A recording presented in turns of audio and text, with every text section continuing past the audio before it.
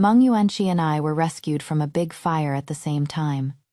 But after she woke up, her talent astounded the world, and her political essays enlightened the people. Even my fiancé, His Highness the Crown Prince, wanted to break off our engagement for her. She said that in this world she was the destined winner. But I said nonchalantly, to do it all over again, and you've still made no progress. Meng Yuanqi and I were rescued from the great fire at Guyuan Temple together, and we each woke up after several days in a coma. For the next half a year, her great fame spread throughout the entire capital. Meanwhile, I remained silent for half a year, staying behind closed doors. Until the day of my hair pinning ceremony, the Crown Prince personally came to my home and said he wanted to break off the engagement. That day, 1,000 kites flew high, and the hall was filled with guests and friends, all celebrating for me. And then he came, walking slowly in a magnificent cloud-patterned brocade robe, capturing everyone's gaze with the flutter of his sleeves. In front of everyone, he said to me personally, "You and I have been childhood sweethearts for over 10 years. I was young and naive before, thinking we could promise to grow old together. But now I realize it is merely the affection between a brother and sister. Let's just call off this marriage." The crowd whispered amongst themselves, casting all sorts of gazes my way. The originally grand hair pinning ceremony instantly became a joke. Father was instantly furious, and he questioned in a stern voice, "Your Highness, are you bullying my Jiang family as if we have no one to stand for us?" The Crown Prince showed a bit of apology, then slightly cupped his hands and said, "Lord Jiang, I am sorry. As a token of my apology, I have already requested my imperial father to bestow upon Yanru the title of Princess Zhaoyan. In the future, I will also treat her as my own sister and will absolutely not let others bully her." I stopped my impulsive older brother and then walked step by step to the front of the Crown Prince, not bursting into tears as everyone imagined, nor was I overwhelmed with grief. Not even half a sentence of accusation. Just calmly said one sentence, "This marriage is easy to break, but not easy to make. If it is broken today, there will be no chance for regret." But he emphatically dropped 2 words, "No regrets." Hearing this, "No regrets," I felt relieved. In my memory, someone once knocked on the gates of the Jiang residence at night during a torrential downpour, his fine clothes already soaked through, all his majestic bearing and demeanor cast aside, just to tell me he regretted it. I ordered someone to pour wine, then raised my cup to toast him, and said with a light laugh, "Your Highness, after drinking this cup of wine, our marriage agreement will be void, and our childhood friendship also ends here. May your great ambitions be fulfilled hereafter, with a good person by your side." He seemed surprised by my calm acceptance, but still eagerly drank down the wine in the cup and said, "Many thanks." Perhaps he was thanking me for not pestering him, thanking me for letting him go. I put down my wine cup, met his astonished gaze, and said calmly, "I once had an unruly nature too, acting recklessly as I pleased. Later, when you and I were engaged, everyone said I was the future crown princess. If I didn't do well, I would bring shame to you, so I strived to learn. After many years I became skilled in the zither, chess, calligraphy, and painting, well-versed in classics and histories, and learned court etiquette, all to be a match for you, the Crown Prince. Today, I also thank you for letting me finally cast off these shackles." After I finished speaking, everyone present showed expressions of sorrow and pity.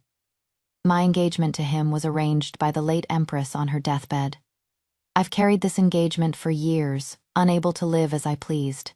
Hearing of the many efforts I made for him, a complex emotion flickered in his eyes with a hint of guilt. His figure looked somewhat flustered as he left, losing the calm determination he had when he arrived. My older brother asked why the Crown Prince was so resolute. I said in a low voice, "It is probably for Meng Yuanqi. He made the absurd end between us known to the entire world, using this publicly witnessed annulment to show Meng Yuanqi his sincere devotion. After Meng Yuanqi woke up, the matter of her disguising herself as a man to take the imperial examinations caused a huge uproar. In the end, It was the crown prince who strongly vouched for her, allowing her to escape punishment.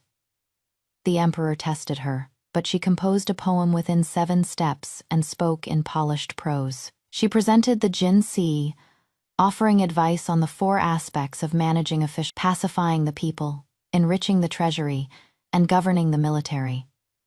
Her policy proposal was startlingly insightful, drawing the attention of both the court and the public. The emperor, cherishing her talent, granted her a special pardon. For a time, her fame in the capital was second to none. She became a legendary woman on everyone's lips, and even the current crown prince was captivated by her. Many romantic tales about them circulated among the common folk. After I was rescued, during the half-year I lived in seclusion, the crown prince also came to see me a few times. But every time he would mention that brother Meng he had met among the common people. The admiration in his eyes was practically overflowing. The more he mentioned that person, the less frequently he would come to see me. In his descriptions, that brother Meng was immensely talented, with a mind full of grand strategies. His free-spirited and unrestrained nature was something he, as a member of the royal family, yearned for but could never have. That person understood his thoughts, and he regarded him as a soulmate. At first, his eyes were full of admiration, but later he gradually changed. His brows were always furrowed with a hint of sorrow, and when he faced me, he always seemed to want to say something but would stop himself. I suppose by then he had already found out that the brother Meng who shared his interests, the one he considered a soulmate, was actually a woman who made his heart flutter. The romantic rumors about them had long reached my ears. It was said that the crown prince galloped on horseback with her on South Mountain, and taught her how to draw a bow and shoot wild geese. For her, the crown prince searched through all the classic texts in the palace's library pavilion, just to find a rare book she had casually mentioned. My older brother asked me, confused, "Why can you accept the crown prince's change of heart so calmly, and agree to call off the engagement so easily? You clearly liked him so much." Because I was once obsessed. I once tried to force it, but his heart had already changed. Besides ending up a complete mess, what else would I have left? Since I already know the outcome, it is better to just let go gracefully and preserve my last bit of dignity. I am the one who doesn't want him anymore. Hearing me say this, my older brother's eyes were filled with shock. He didn't understand why I had changed too. My marriage to him was arranged by the late empress before she passed away. The Jiang clan has prospered for 100 years, and by my grandfather's generation, we had already produced 3 generations of grand secretaries. The late empress wanted the Jiang family to be a source of support for the crown prince. Now he has cast aside this support with his own hands. Regarding the crown prince's insistence on calling off the engagement, the emperor was furious and summoned my father to placate him. After he called off the engagement, he couldn't wait to submit a memorial to the throne, requesting to install Meng Yuanxi as the crown princess of the Eastern Palace. In the end, His Majesty actually said to let both the principal and secondary consorts enter the residence at the same time, and the secondary consort was from the noble Yang family. My father and older brother, afraid I would be sad, suggested that I go stay at our other residence for a while. But I refused. The good show in the capital has just begun. How could I possibly leave? When I ran into Meng Yuanxi, her eyes were full of pity, a pity mixed with an inexplicable sense of superiority. There was always a look of contempt in her gaze. "Miss Zhang, you well-bred, ladies are so demure, you are like a bunch of marionettes.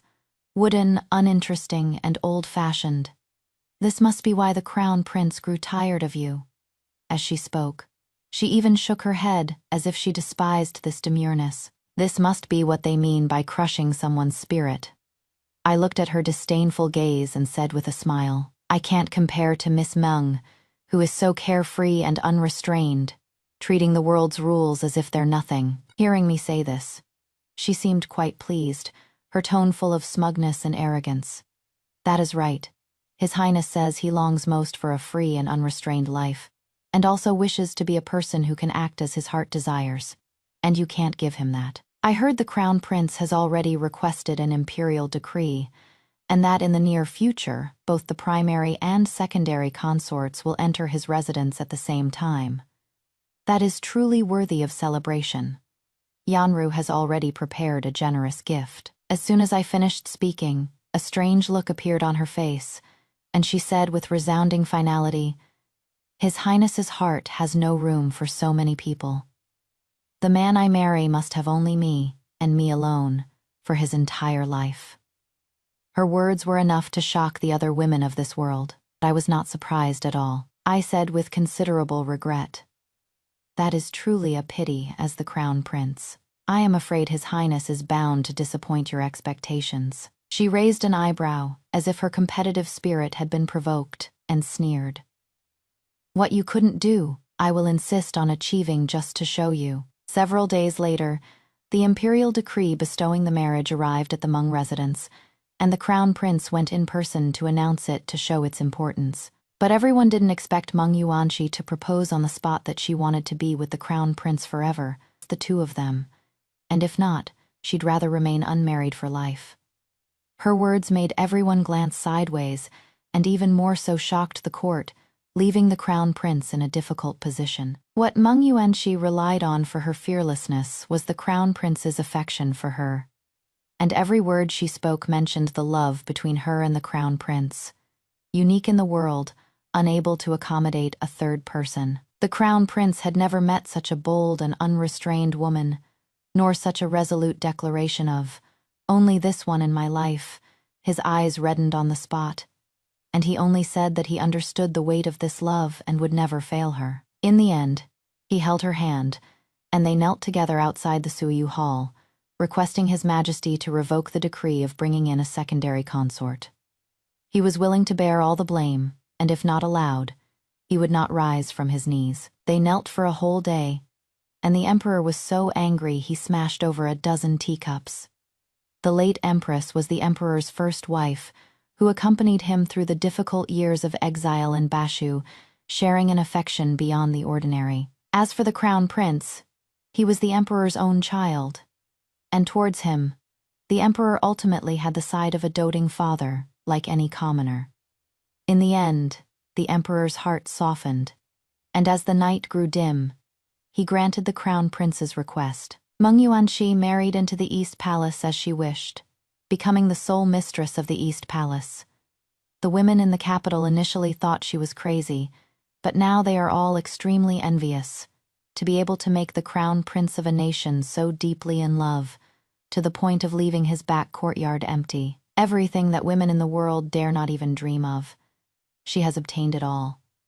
When she reappeared before me, she was dressed in brocade, beaming with joy, and the maid behind her was holding a box. "These are the items you gave to Jinan over the years. They are no longer suitable to be kept in the Eastern Palace, so Jinan asked me to bring them back to you." Jinan is the Crown Prince's given name.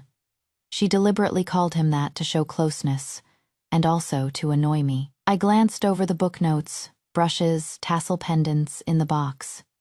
Every year on my birthday, I would give him a small item, all carefully selected. I didn't expect to have accumulated so many. I had my maid accept it, and said with a light laugh, "Thank you, Crown Princess, for delivering it in person. It is a shame that the summer fireflies the Crown Prince caught for me, and the spectacular fireworks he set off for me, can't be returned in the end." A hint of displeasure flashed in her eyes, which she quickly hid, and said deliberately, "The Crown Prince regards you as a sister, and I will treat you the same way in the future." "Then thank you." I acted too casually, which made her frown, as if she had lost some sense of accomplishment and joy. "Zhang Yanru, you are so calm and collected. It makes me feel like winning too easily, losing the challenge. Are ancient women like you so submissive and obsequious, so ignorant, with no opinions or courage? Truly laughable." Her brows furrowed deeply, her eyes revealing utter contempt and disdain. Her reaction was within my expectations. She looked down on me, or rather, she looked down on the entire group of ancient women she spoke of. Challenge. "So the Crown Prince is just your trophy then?" I sat on the swing, looked up at her, and saw her sneer and say dismissively, Yes, to you he is the childhood sweetheart and fiancé of many years. To me, he is just a trophy worth showing off. His deep affection and power, his love and favor, are things I am destined to obtain on this journey. In this world, I will be the destined winner. The first time I heard these words, I didn't understand the confidence behind her arrogance and condescension.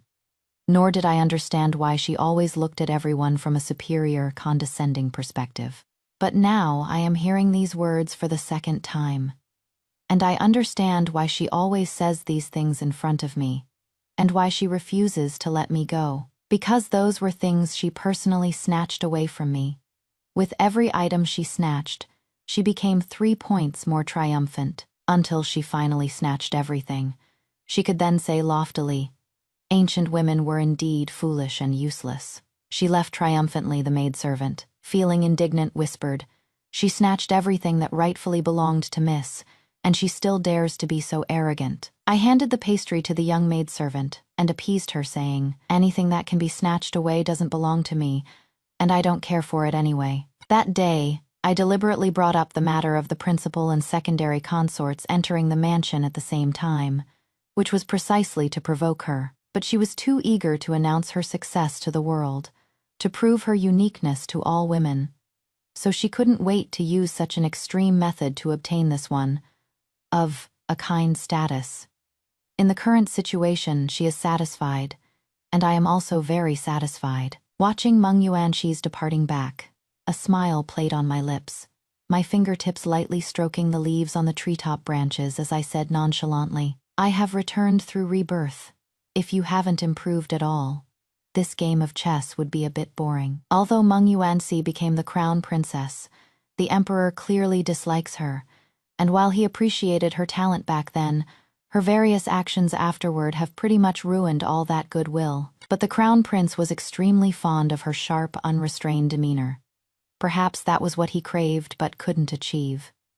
He hoped that freedom and ease could be realized in Meng Yuanxi. My brother detested Meng Yuanxi to the extreme, and couldn't stand seeing her make things difficult for me everywhere.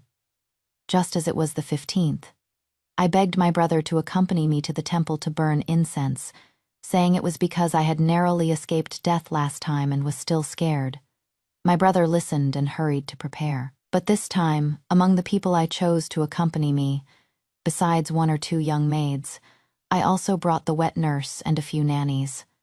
My brother, on the other hand, chose some capable guards to accompany us. After arriving at Baoguo Temple to burn incense, my brother was anxious to return home, but I insisted on dragging him around, until a cry of alarm erupted from the crowd, saying that a woman seemed to be showing signs of premature labor. The crowd panicked and hastily took her to the back courtyard.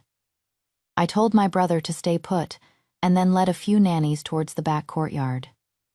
My brother said I was not yet married and should not go to such places.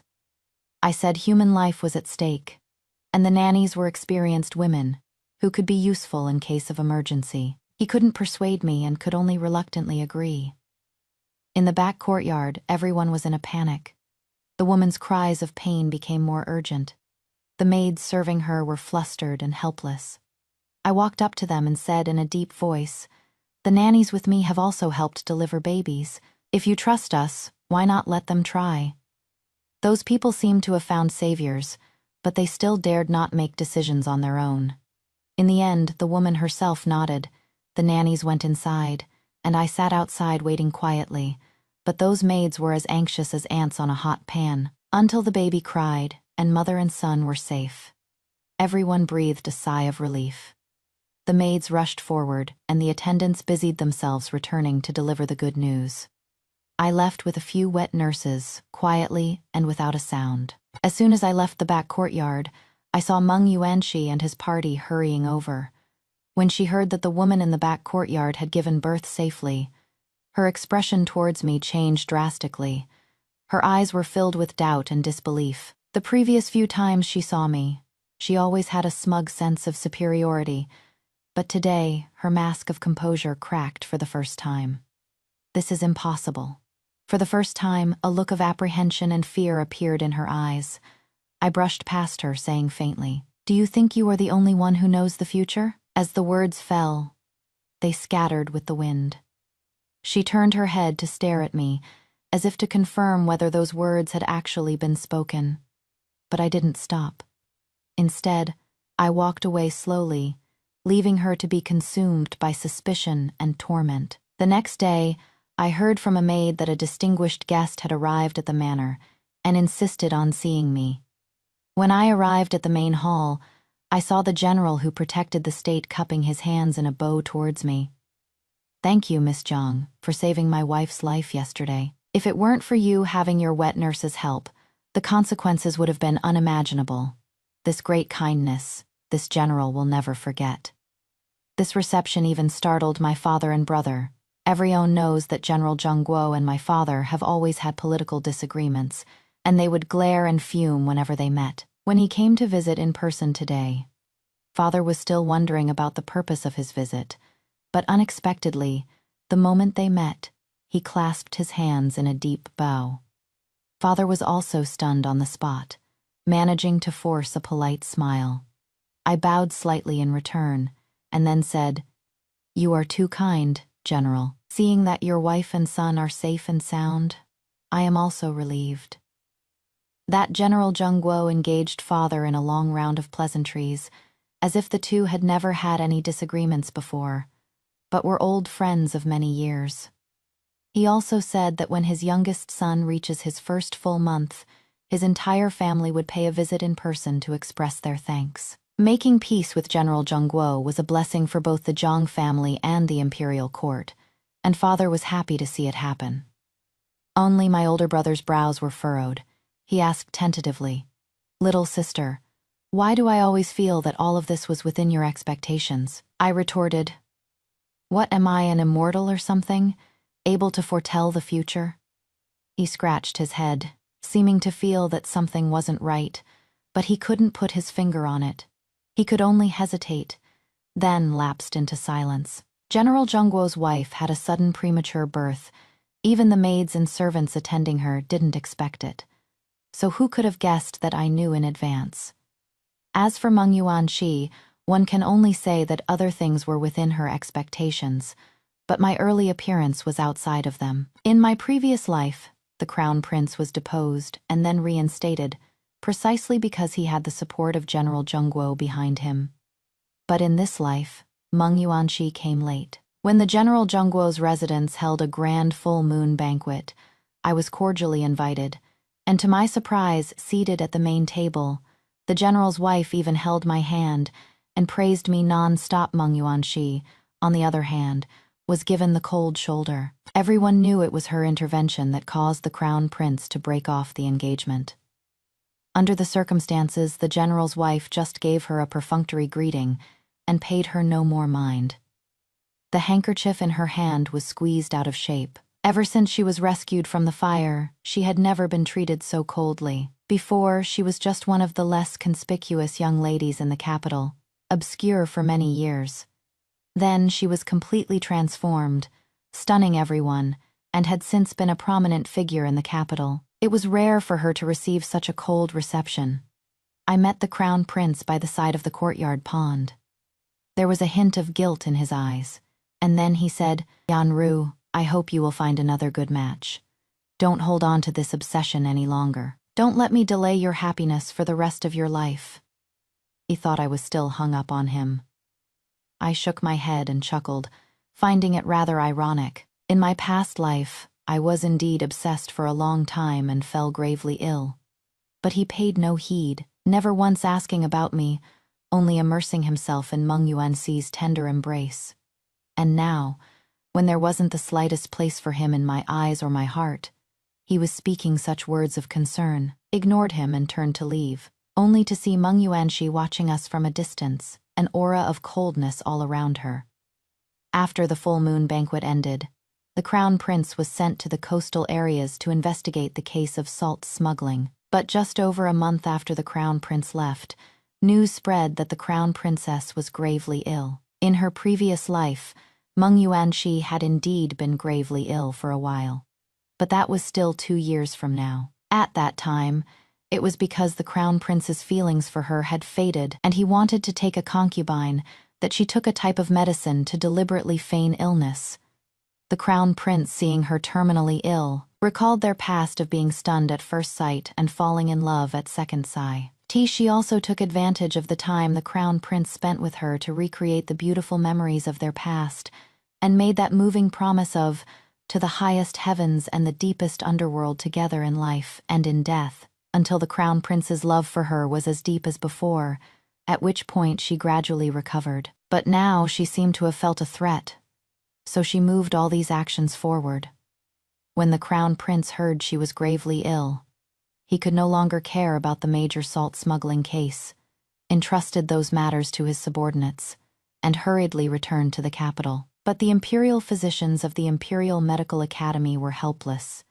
In the end, it was a wandering miracle working doctor who entered the residence to treat her. That miracle working doctor said she could be cured if a rare item was used as a medicinal catalyst. This item was called the snow mistletoe lotus, even rarer than the ice mountain snow lotus. Only this item could save her life, but even the national treasury did not have this rare treasure. Afterwards, that miracle-working doctor added that if a drop of heart's blood from someone who had consumed this item were used as medicine, it could also have the same effect. When this news came out, all eyes in the capital were on the Jiang family. I took this medicine when I was sick as a child. Obviously, Meng Yuanxi was coming for me. The so-called wandering miracle doctor was probably someone in cahoots with her. My older brother said if anyone from the Eastern Palace dared to show up at our door, he would break their legs. But what was bound to happen happened. The crown prince himself paid a visit. The club in my brother's hand nearly dropped. It was a good thing. Father stopped him in time. The crown prince looked haggard, his eyes slightly red. He bowed low to me, his voice a bit hoarse. Sister Yan Ru, Yuanxi is terminally ill and running out of time. I am begging you, please save her. She is terminally ill, so what does that have to do with me? I retorted, raising an eyebrow. He was clearly at a loss for words, frozen on the spot. After a long moment, he finally said, I know you are upset about the broken engagement, but the fault is all mine. Don't take your anger out on her now. It is just a drop of your heart's blood to save her life. What is so difficult about that for you? You make it sound so easy, Your Highness. It is true, you don't feel the pain when it is not your own flesh being cut. My voice was tinged with mockery. His eyes were filled with utter shock. When did you become so cold-blooded? Watching him now, kept in the dark like a fool, I found it utterly laughable. Seeing him lose his composure like this actually made me curious about Meng Yuanxi's tricks. He patted my sleeves. All right, I'll go with you and check things out. My older brother looked extremely nervous, but he couldn't dissuade me, so he picked some guards skilled in martial arts to accompany me.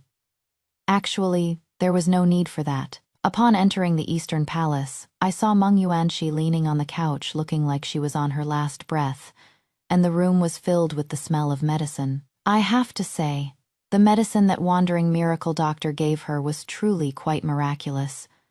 This appearance of being critically ill and dying was realistic enough to fool anyone. If I hadn't known the truth beforehand, I am afraid I too would have thought she didn't have long to live. I had everyone withdraw, leaving only Meng Yuanxi and me in the room. She was coughing weakly. It is just the two of us now.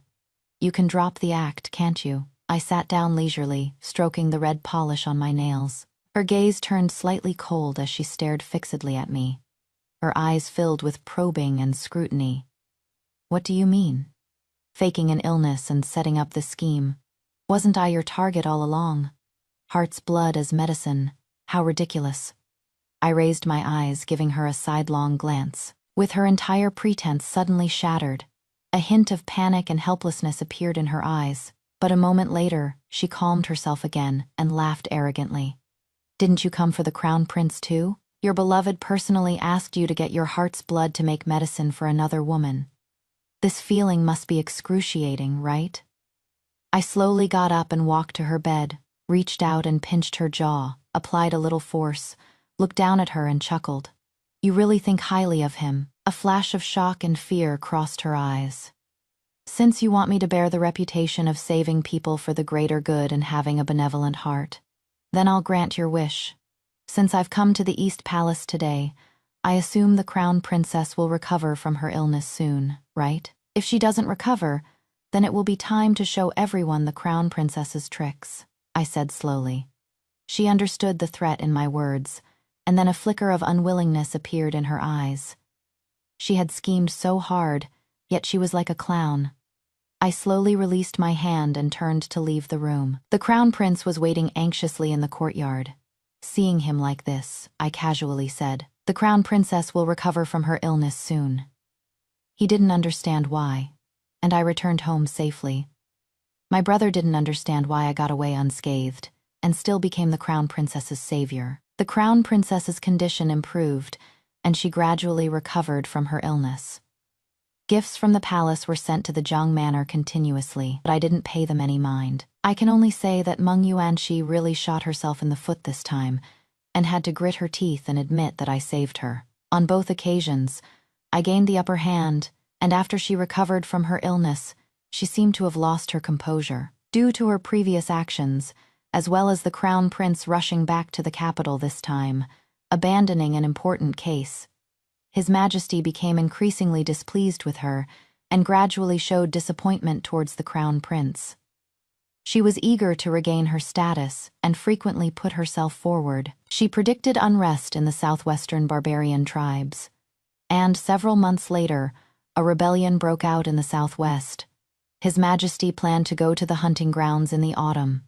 She asserted that this trip would be inauspicious and strongly advised against it. And during the trip to the hunting grounds, there was a landslide with mud and rocks rolling down. The following year, during the rainy season, she predicted that the dikes in Jiangnan would break.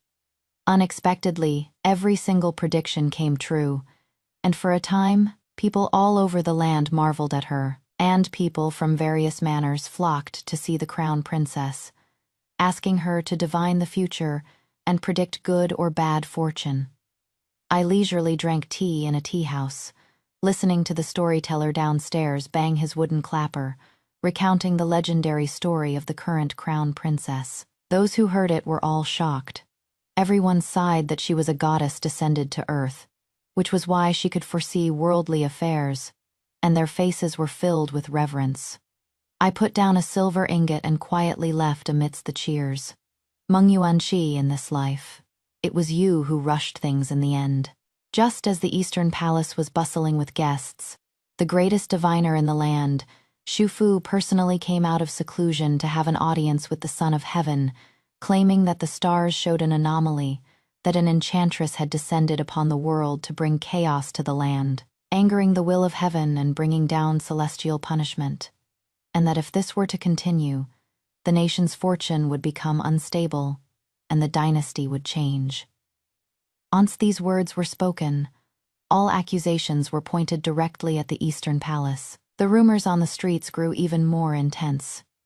Those storytellers started their tales with the fire at Guyuan Temple, recounting the great change in Meng Yuanqi's temperament before and after being rescued, as if she were a completely different person. They even mentioned the political essay she wrote that day, which covered all worldly affairs and showed insight into the entire world, something absolutely impossible for a sheltered young lady to have written. And yet, before this, she had been unremarkable among the noble ladies of the capital, with no reputation for talent, only to suddenly possess world-shocking abilities overnight. It was truly and utterly abnormal. After that, there were even more frequent strange behaviors, dressing as a man to participate in the imperial examinations, bewitching the Crown Prince into keeping his harem empty for her, and even being able to predict the future and determine the good or ill fortune of worldly matters.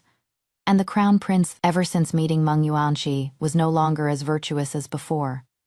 Now he is so besotted with her beauty that his judgment is clouded, neglecting his political duties and disregarding the rules of his ancestors and the laws of the land. All these various strange phenomena were signs of a demoness causing trouble.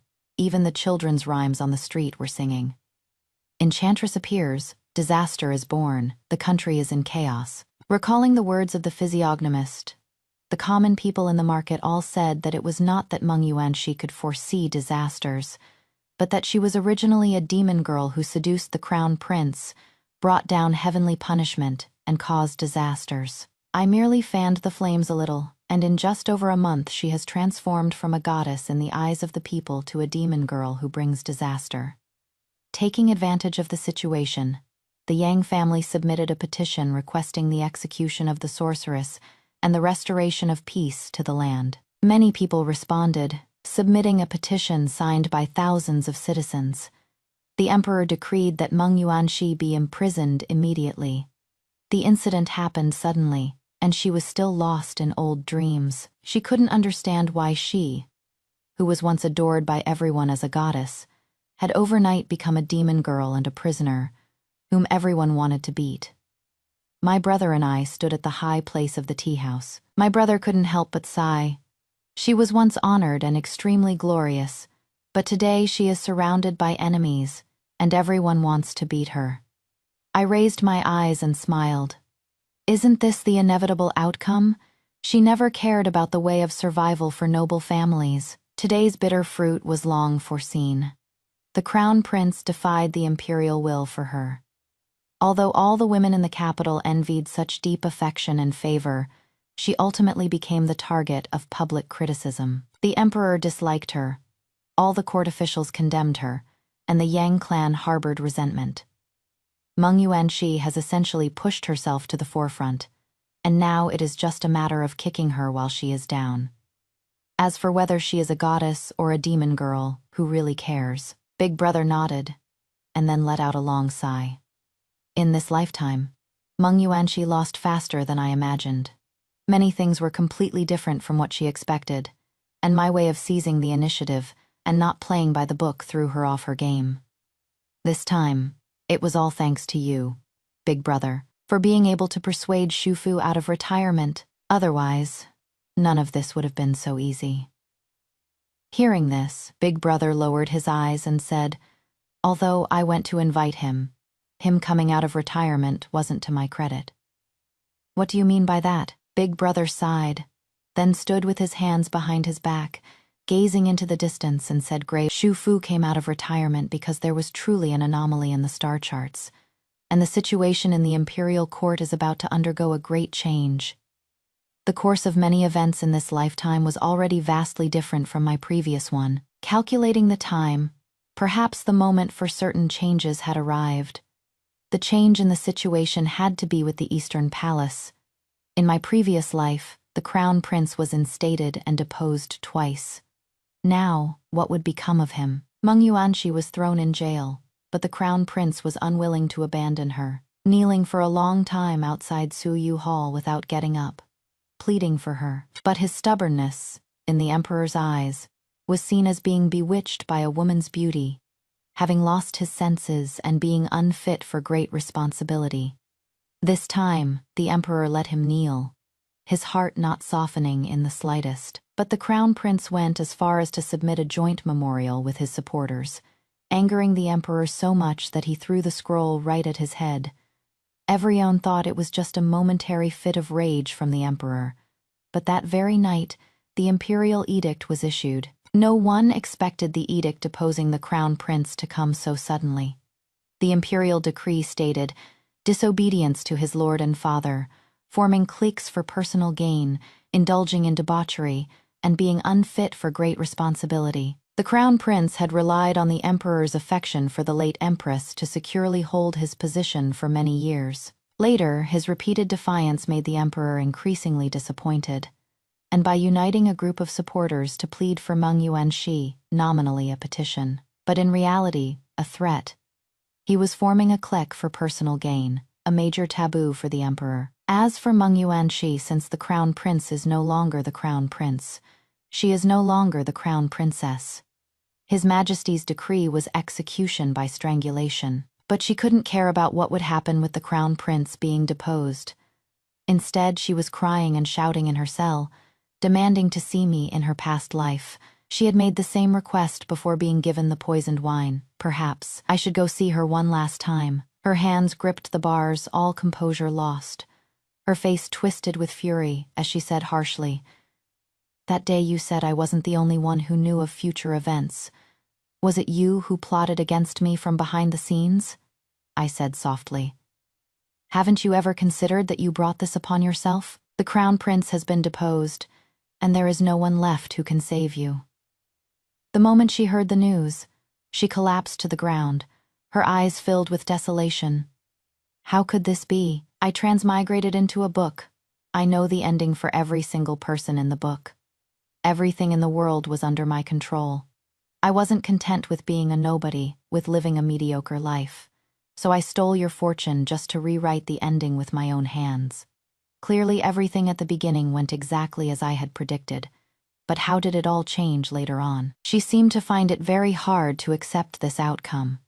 She had always been conceited, always feeling like she saw through everything and was a cut above the rest.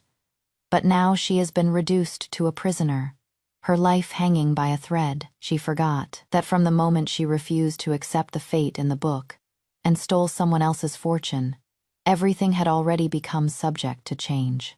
From the very beginning, you looked down on the people and things here, looking down from your high horse, always revealing your contempt. But you forgot. You were never fighting against just one person. This place is full of capable people, and it also has its own rules and laws, relying on those stolen things. You paraded around town, blindly arrogant. You were bound to fail eventually. As soon as I finished speaking, she laughed manically, her gaze filled with unwillingness and obsession, and after a long while, she began to speak to herself. "Did you know? This is the world of a book.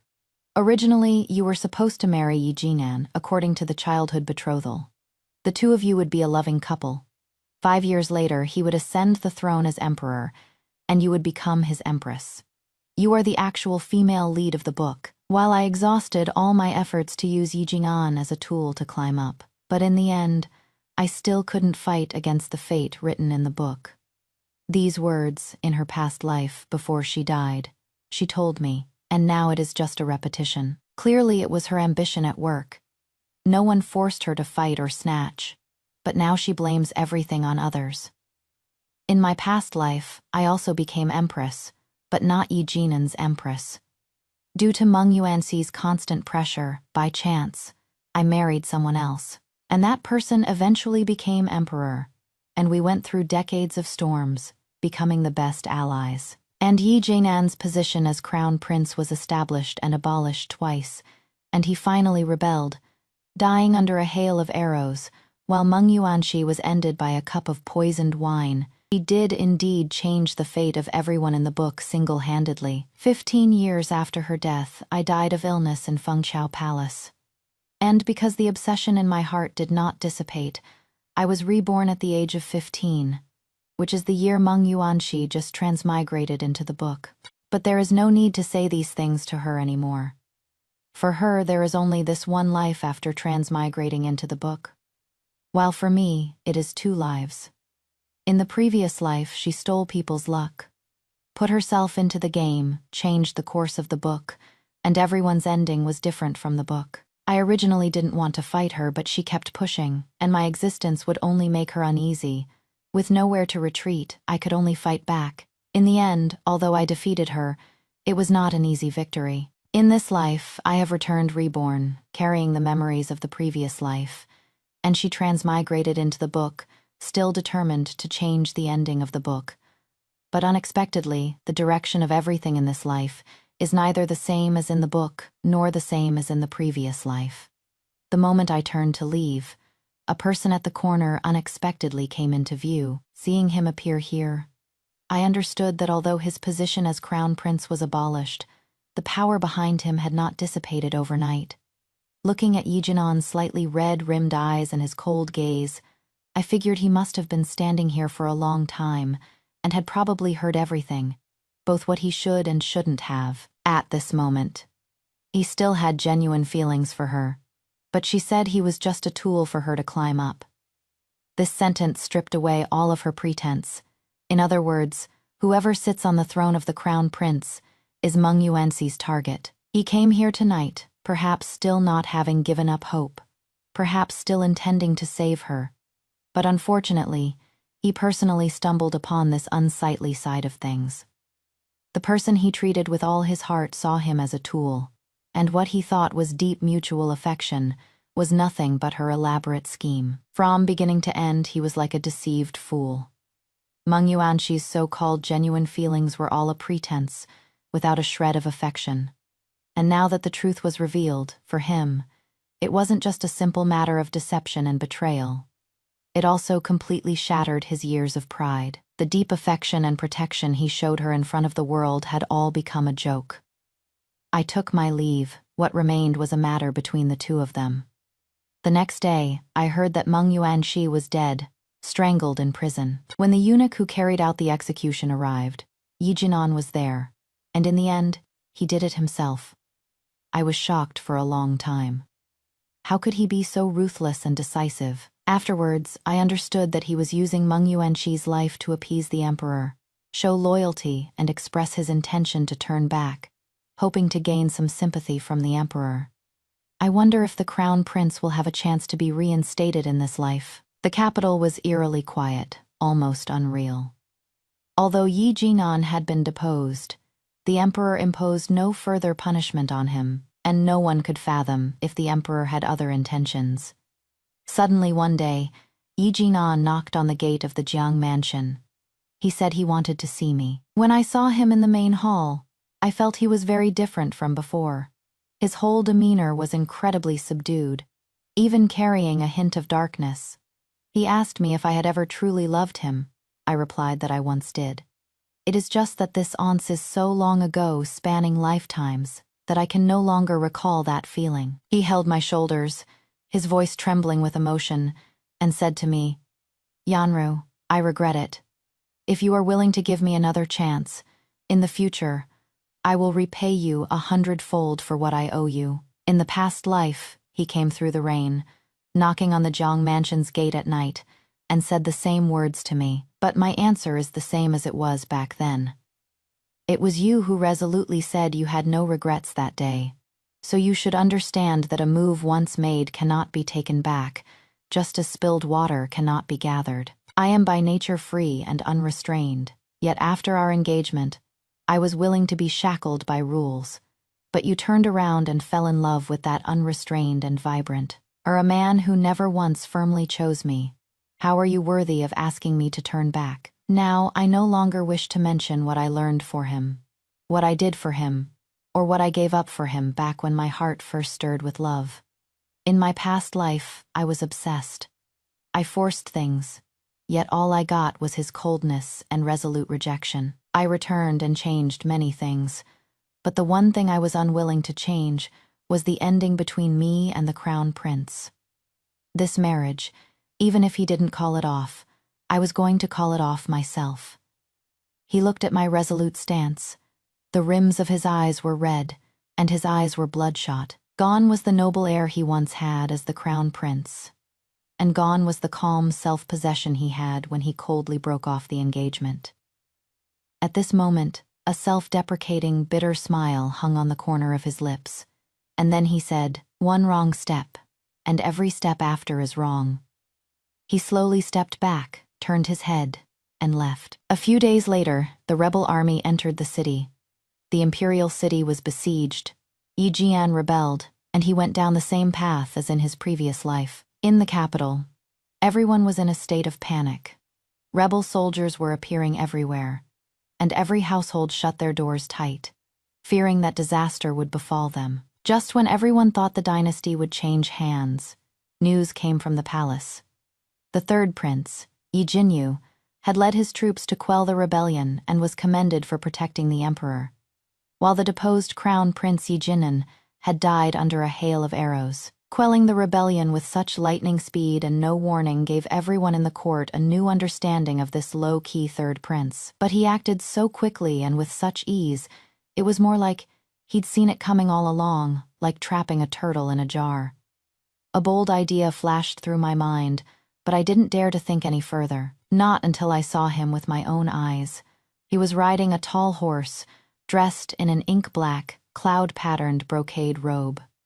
There was a subtle yet unapproachable feeling in his eyes, and his slightly arched sword, like brows, carried a natural air of slaughter and decisiveness. This kind of piercing aura would not easily appear on a low-key reserved prince, but would on an emperor who has long held a position of supreme authority.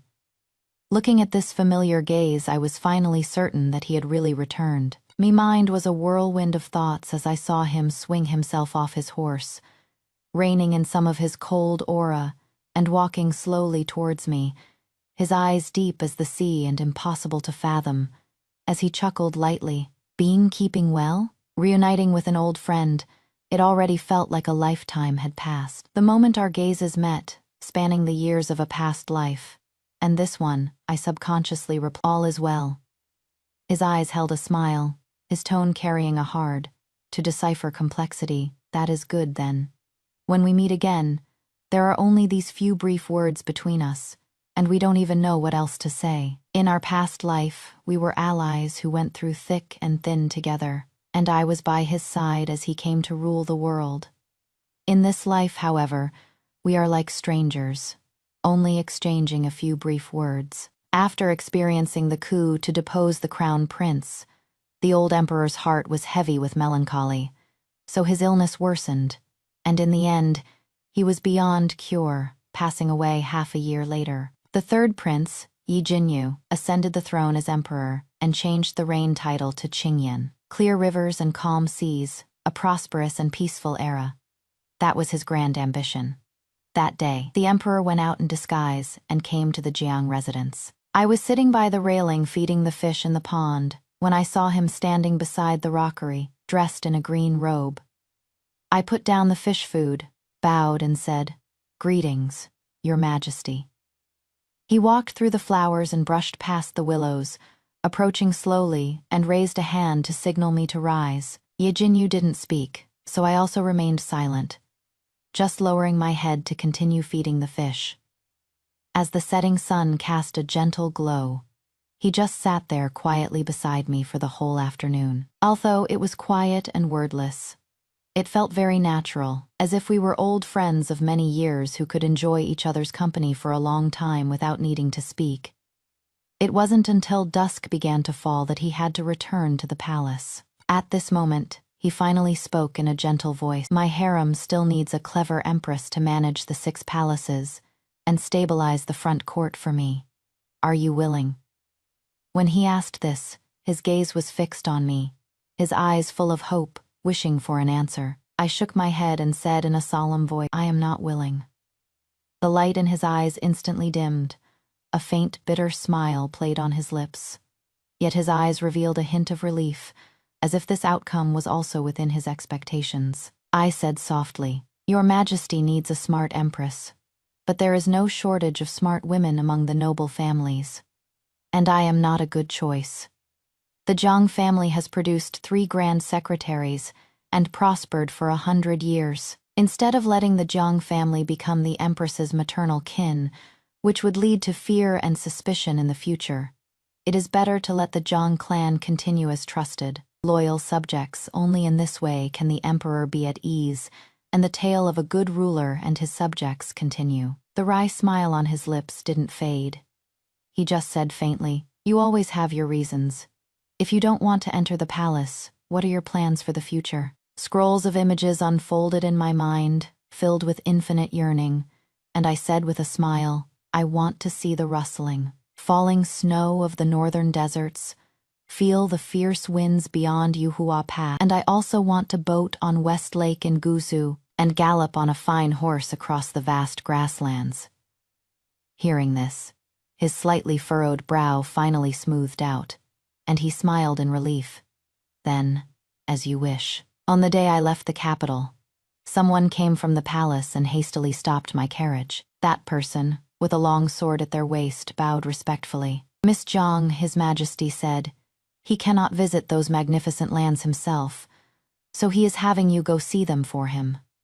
I gazed at the imperial city from afar, feeling wistful for a long time. Then I agreed. "All right." He then handed over a gold medallion and said respectfully, "Majesty said this gold medallion is a gift to you.